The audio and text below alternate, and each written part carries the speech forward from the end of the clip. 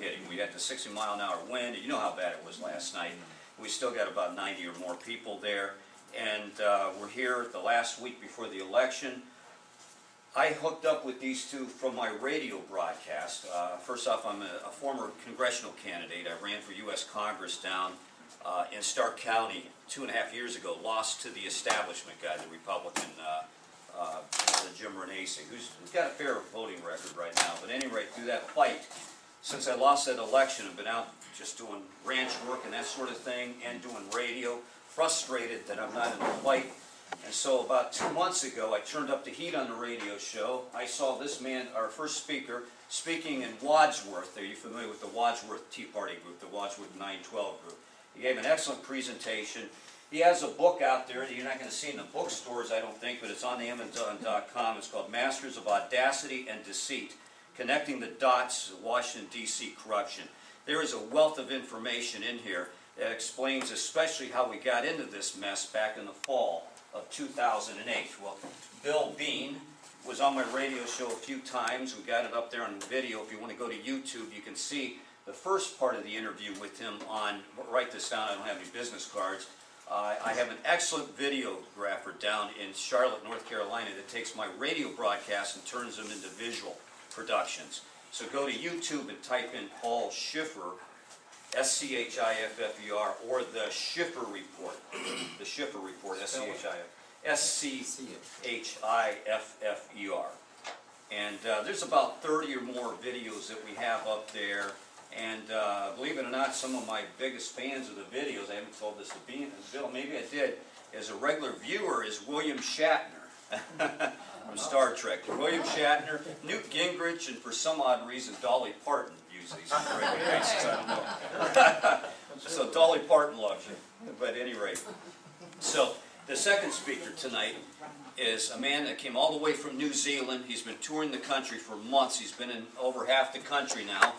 He has a book that is the most revelatory book out there pertaining to what happened to us and the Marxists and communists behind this whole situation, Barack Obama and the enemies within. This document's not just 1 or 2 or 10 or handful of people who are directly connected with the Communist Party USA, but dozens upon dozens of people. In fact, everybody Barack Hussein Obama has associated with since his teenage years and earlier have been outright Marxist and communist fellow travelers. He is going to name names and go deep into detail. Now, before Bill speaks, I need to tell you this. Last night at the meeting, we had a good turnout. We're trying to get as many books into people's hands as possible. It's only a week before the election. These 2 books are very, very important. If you know anybody, I would ask you to just do this. I know we're all short on money in these hard economic times, but if you can find it within yourself to buy at least 1 book tonight, or 2 or more, do it. Make that sacrifice. Give a copy to somebody, or let them know. We'll give you the contact information. These books are very important. We had some people that weren't conservatives or part of the Tea Party movement last night come in because of some newspaper ad I ran, and showed up, and they were blown away. They hadn't heard any of this stuff before. But with no further ado, first speaker, William Bean, author of The Masters of Audacity and Deceit. He's going to connect some dots for you. Well, one further ado. Folks, you have this on your table. And, this meeting is sponsored by Geauga County Right to Life. And Geauga County Right to Life is kind of a red bone organization. In other words, we have a saying that we've done so much with so little for so long, we can do almost anything with nothing. All volunteer. In our ministry over the years, we've saved over 22,000 babies from abortion.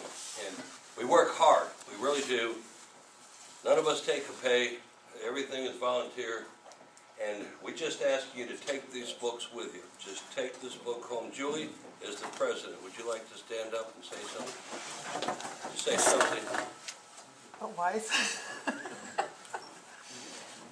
We just need to make sure in this election that we win the fight against the unborn, and that we get Romney in there so that he can overturn Roe versus Wade. And thank you all for coming, and take one of the books, and we need your donations to save the babies.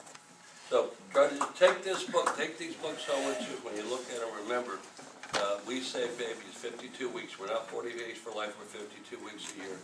Been doing this since 1974, so you take that book with you, if you can, send us 5, 10, whatever you can. And because, like I said, it all goes to saving precious little babies. There you go. William? Okay, good. Well, it's good to be here with you this evening.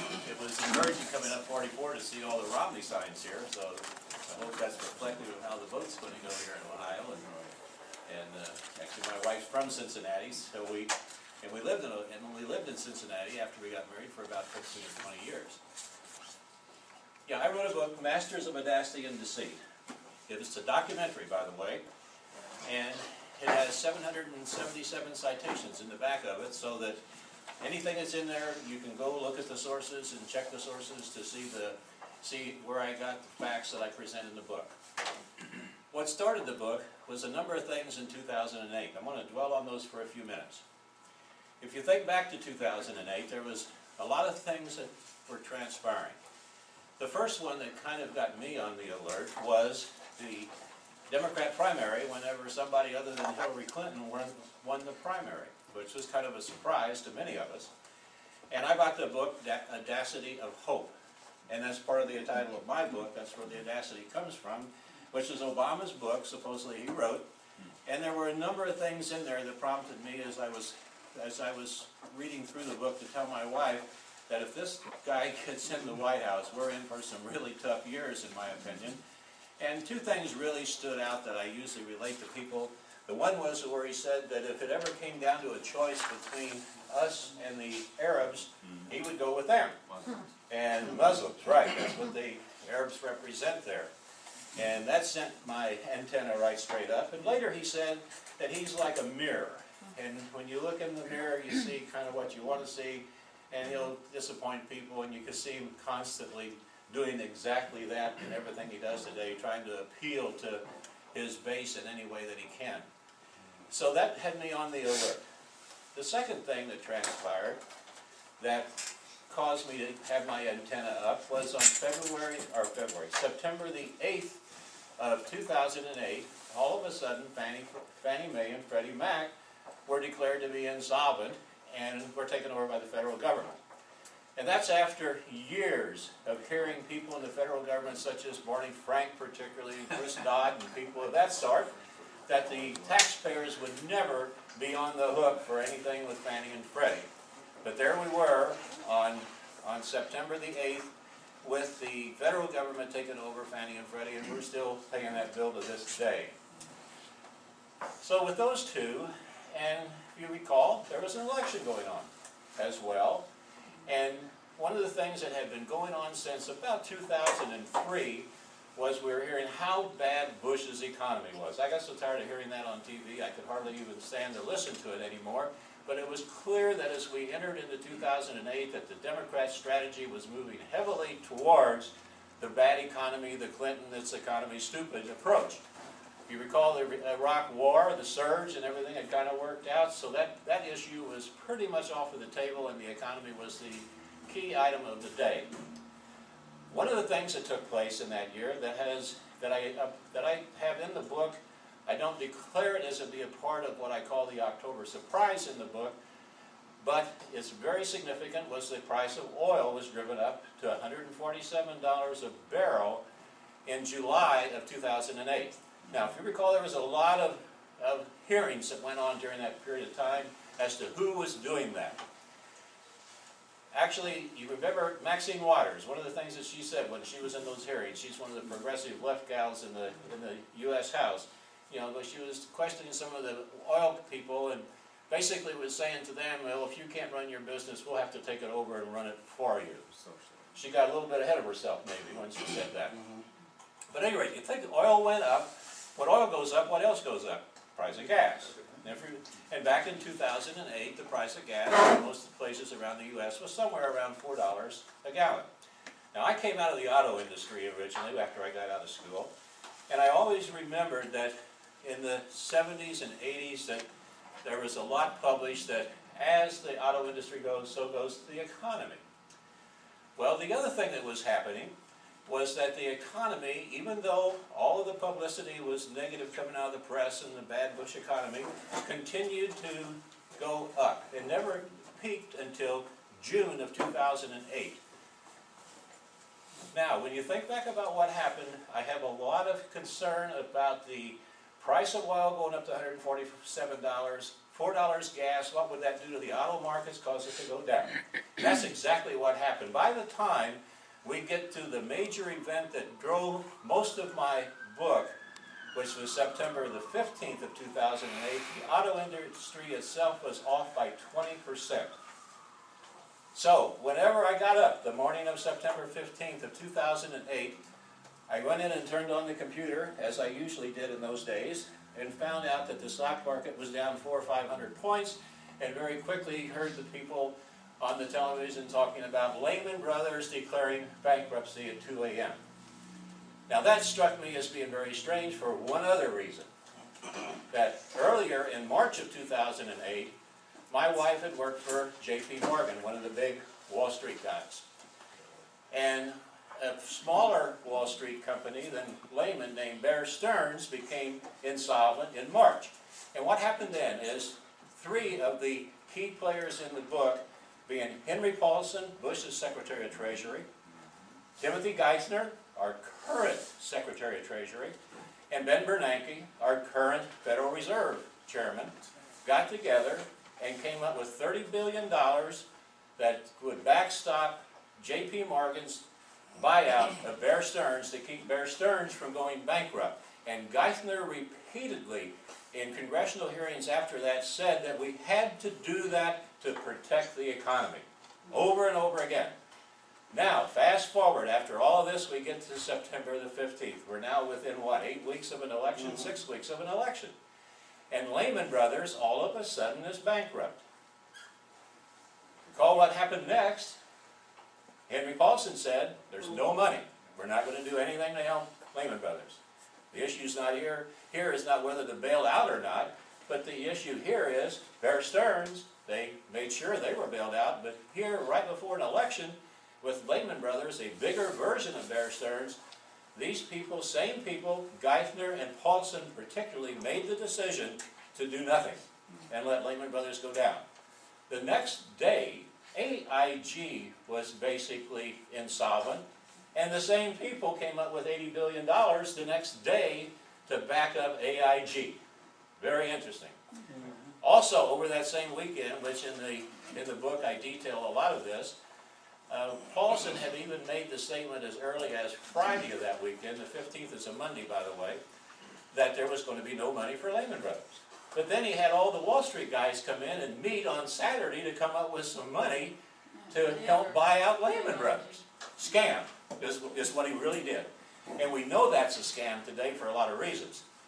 But at any rate, these Wall Street guys did that, and they came up with $65 billion collectively that they would put up to protect a buyer, which was Barclays of England, who was interested in buying out Lehman Brothers.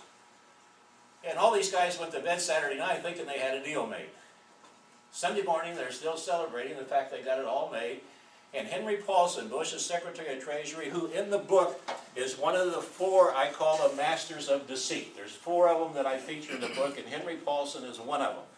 Paulson, I actually describe Paulson as either the most incompetent guy that ever sat in the Secretary of Treasury's office, or that he had another agenda. And that's what I really believe. And if you buy my book, you'll see how I document what his allegiances were, which was to everything that Obama stands for, and not what Bush stands for, and how Bush ever hired him, I'll never know. But at any rate, so there was Henry Paulson again. So after Lehman Brothers went down, and Paulson, or before Lehman Brothers went down, and Paulson and company had the backup money from these big bankers, they got together Sunday morning, and Paulson came in and disappeared for about a half an hour to call England and talk to the equivalent of our SEC. And he came back in a half an hour, 45 minutes, and he said, deal's off. Never was there an explanation given at that time. The only thing that we've heard since then, that Barclays said that they didn't want to finish the deal because the U.S. government wouldn't put up money. Well, we know there was money there. So immediately then, Paulson started pushing Lehman Brothers to declare bankruptcy, which they did, 2 a.m. the next morning.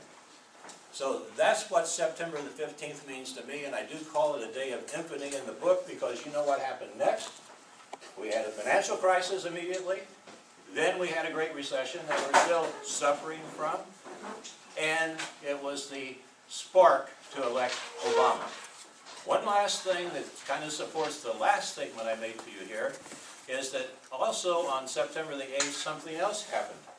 Following the announcement of Sarah Palin as the vice presidential candidate on August the 27th, I think it was, the McCain-Palin group had a lead in the polls on the week of September the 8th for the first and only time. And as soon as Lehman Brothers and AIG went down, it all swung to Obama, and from then on, all you heard was the bad Bush economy, bad Bush policies, which you're still hearing to this day.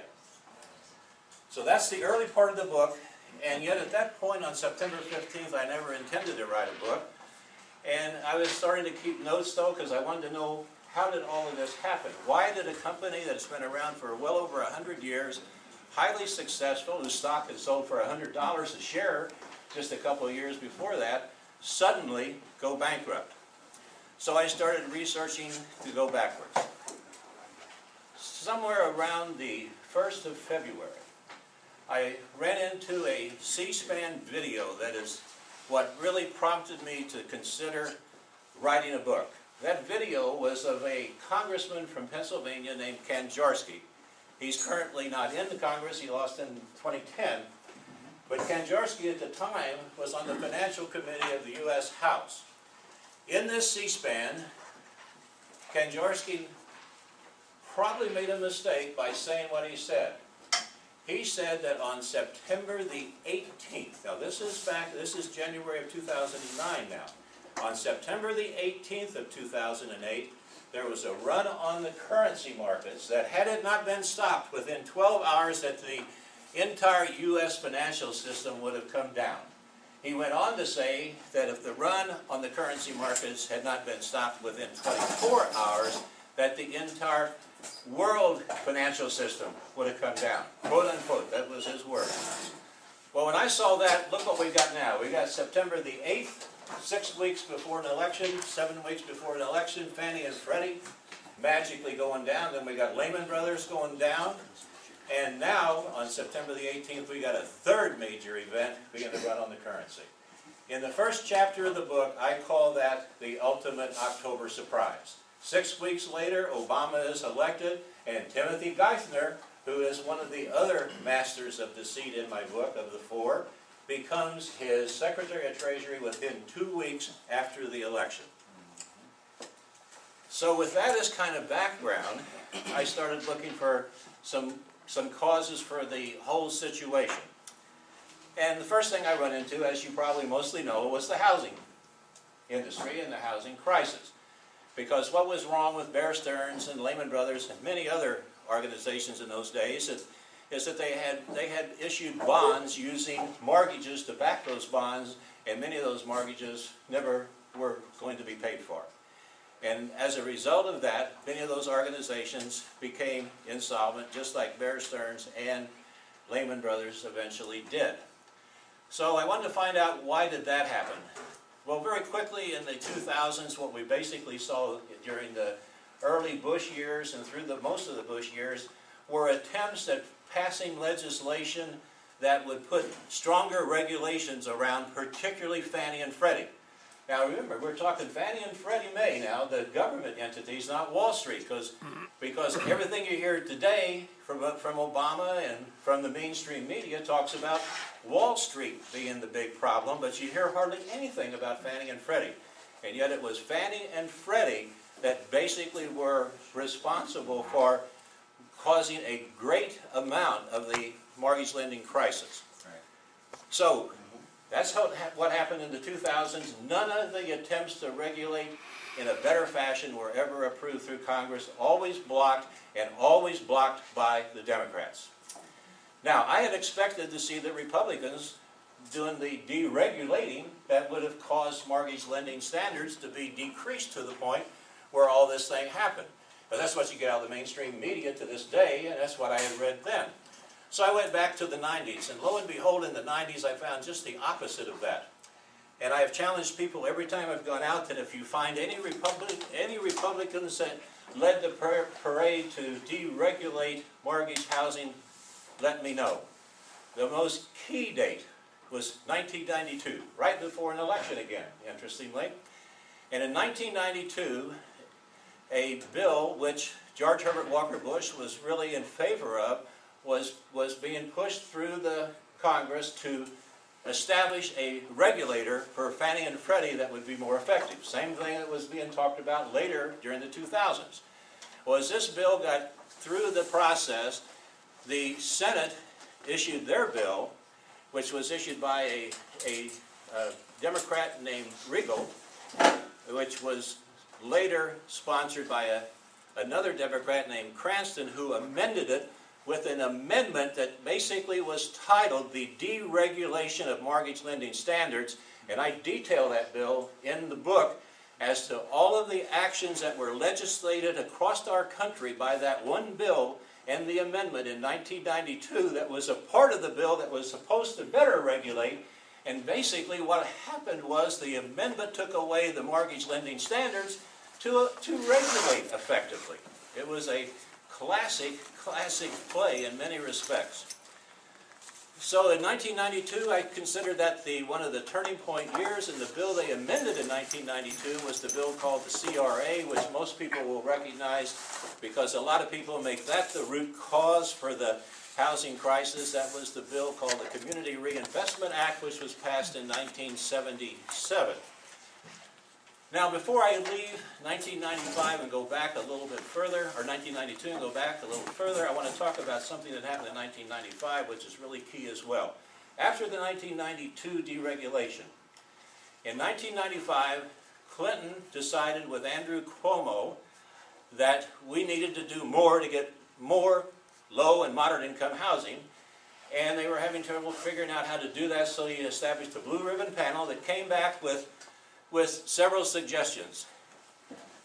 The first suggestion they put out was that we have two problems. One, that the people don't have the money for a down payment.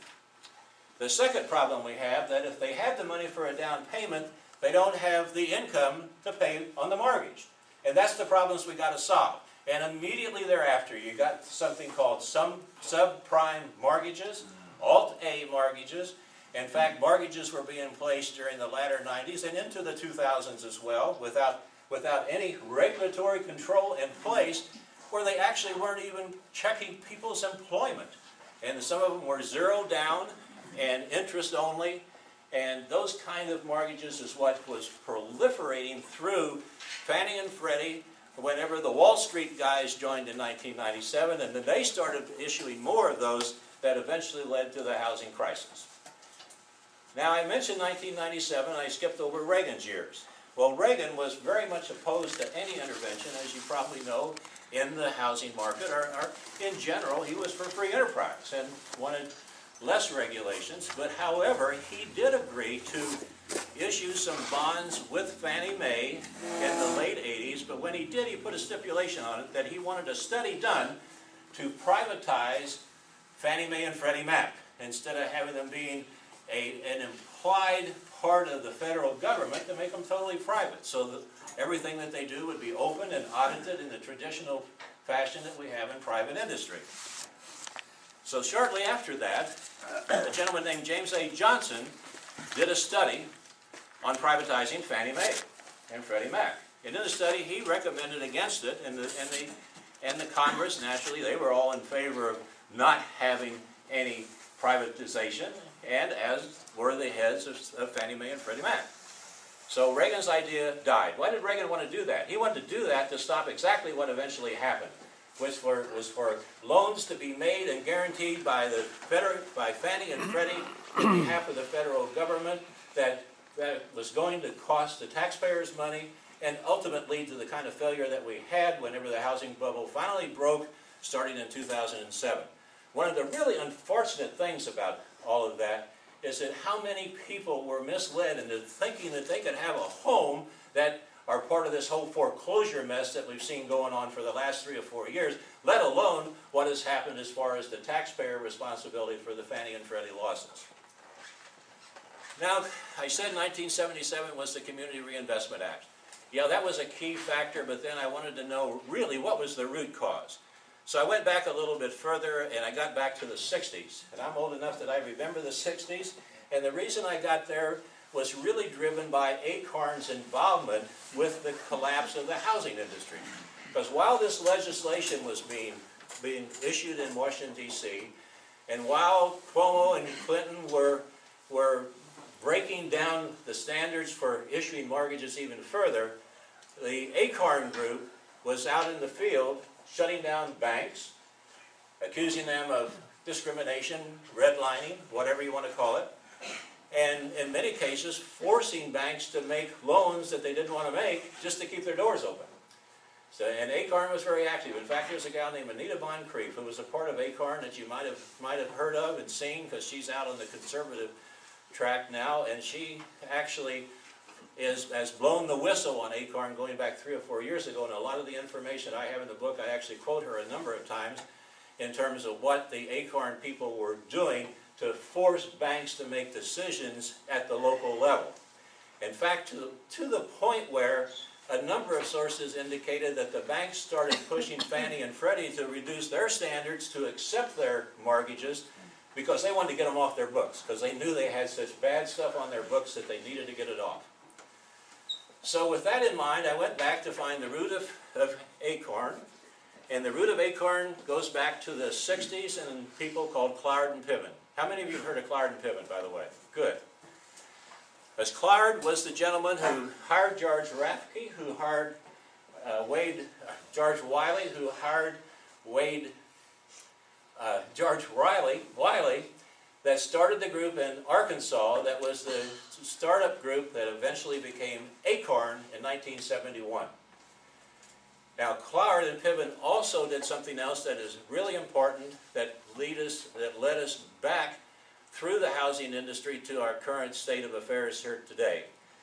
The two of them were basically socialist, Marxists, whatever you want to call them, and in 1966 published an article in the Nation magazine basically declaring that their intent was to replace our democratic, free enterprise, capitalistic system with a permanent socialist democrat system. And that was in 1966. Their way of doing that was to overload the system so that the system would collapse of its own weight, and then the people of America would be so desperate that they would ask any government to come do whatever they can to try to help them out. And basically that's what they were trying to do. So there was Clard and Piven, and Clard was the creator of ACORN. Clard was also the creator of the Motor Voter Act, which is very active today and very much involved with a lot of things involving voter fraud as well. So as time went by, I finally tripped into a 55-minute video of a group called the Institute for Policy Studies. I'm not going to say a whole lot about that here tonight. I'm down to my last 4 minutes because I know Trevor talks about the Institute for Policy Studies as well. And when I found this 55-minute video, what I found was a group that sits in Washington, D.C., that sits right next to the U.S. Congress, and the group in the U.S. Congress called the Congressional Progressive Caucus, feeding right into our government.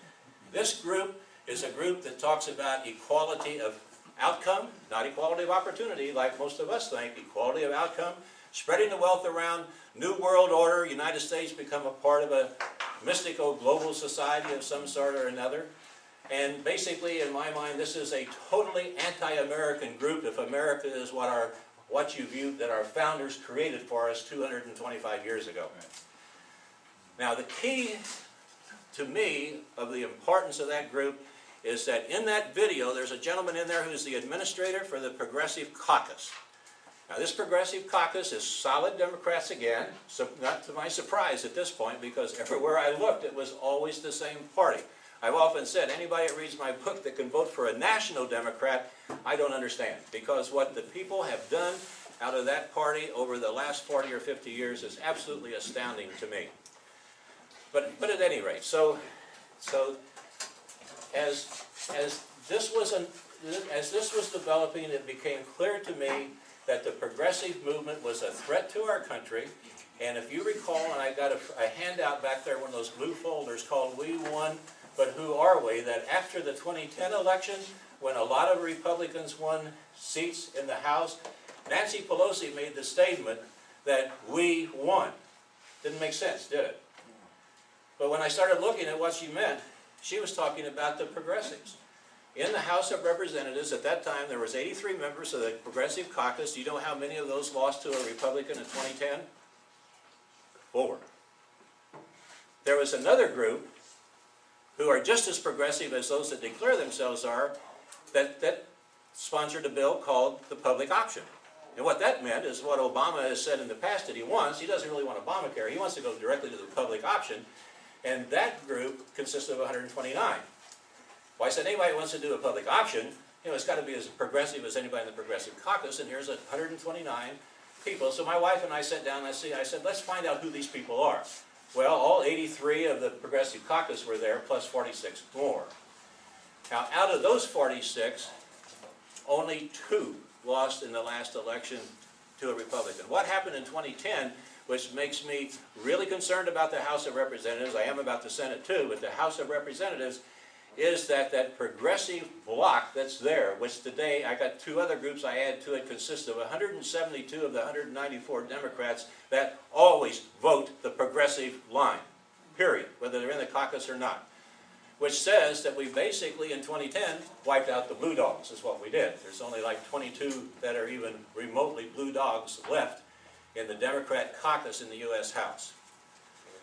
Now, with that in mind, I usually end my talks by doing one of 2 things.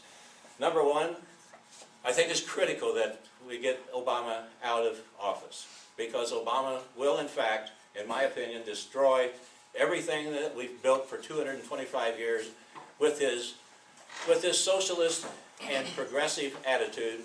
And not too long ago, one of the really good congressional people named Alan West down in Florida said that the Progressive Caucus are really communist.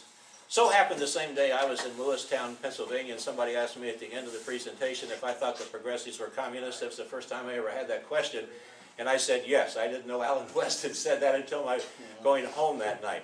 And you'll hear more in that vein in Trevor's talk as well. But certainly this is a dangerous group. And by the way, the Democrats in the Senate are just as bad. They vote the progressive line, all but maybe 3 or 4 of them. And I did a study off of the Heritage Foundation ranking and found that the Senate Democrats have the same voting record as these 172 progressives do in the House. So it's critical that, number one, that we keep the House. Number 2, Obama needs to go, and Obama's a progressive. I got to give you one quick thing and then I'll be done. There was a group that spun out that ties in with the Institute for Policy Studies, some of the same people that created a Progressives for Obama group to defeat Hillary Clinton first and then to defeat McCain back in 2008. One of the documents that I have referenced in the book out of that group is a document speaking about why they supported him over Hillary. Now, you know, Hillary says she'd rather be called a progressive than a liberal. She makes that very clear. Well, this document basically states that the reason that the Progressives for Obama liked Obama over Hillary is that Obama's a better progressive than Hillary. And I don't think there's any question about that. Obama is purely in the socialist Marxist progressive mode. So with that, the second thing that I think is why it's so critical that we get Obama out is the Supreme Court. Right now, one more Supreme Court justice on the liberal side, and we'll lose any conservative ruling for years to come. And if there's any inclination to vote for Obama, and recognizing that the Supreme Court's going to be lost, please give that a second thought And I say to all of my friends, we do not need a Supreme Court that rejects the Constitution of this country. And we are only one vote away from having that today. And of course, the other thing that's critical is the U.S. Senate. I did a study, and there's a document in one of the blue folders on this as well, as to who's controlled the U.S. Senate and who's controlled the decision-making processes in Washington, D.C. since 1950. And never have the conservatives had a supermajority in the Senate plus the House and the presidency. And the other party, the Democrat Party's had it 14 years, 8 under Lyndon Johnson. Think about what happened during that period of time in the 60s. Welfare, all kinds of aid. 1970s, Jimmy Carter, Department of Energy, Iran falling, Department of Education, and the Community Reinvestment Act. And then the last 2 years, the first 2 years of Obama, we got Obamacare. So I think it's really important that the right of center people get together and make sure that in this one election that we do what we have to do to at least offset this plunge towards progressivism, socialism that has been started and catalyzed by the Obama administration for the last 4 years. Thank you. I'm 3 minutes over. We're going to take questions after. Okay. At the end. Okay. Thank you. And I do have my books.